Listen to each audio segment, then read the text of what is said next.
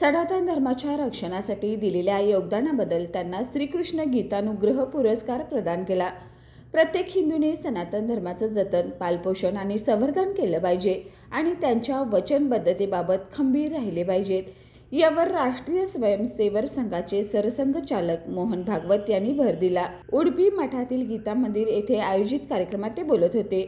धार्मिक नेते आणि संतांना आध्यात्मिक मूल्ये आणि राष्ट्रीय आदर्शांचं समर्थन करण्यासाठी समाजाला अधिक प्रभावीपणे मार्गदर्शन करण्याचे आवाहन केले।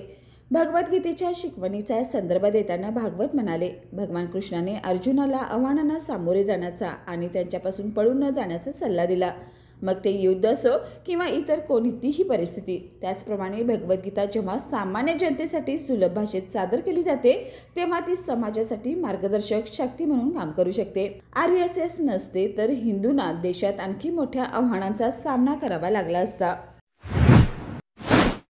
बाळ, फ्रीजमधून श्रीखंड काढ ना। आम्ही पूर्वी घरीच बनवायचो श्रीखंड, त्याची चवच वेगळी होती। आता काय सगळं रेडीमेड। आजी, हे श्रीखंड खाऊन बघ। आज तुझ्या आईनं घरीच बनवलं की काय? हे आहे गोकुळचं श्रीखंड, अगदी जिभेवर रेंगाळणार। जिभेवरच नाही तर मनावरही रेंगाळणार। गोकुळ श्रीखंड, मनावर रेंगाळणार।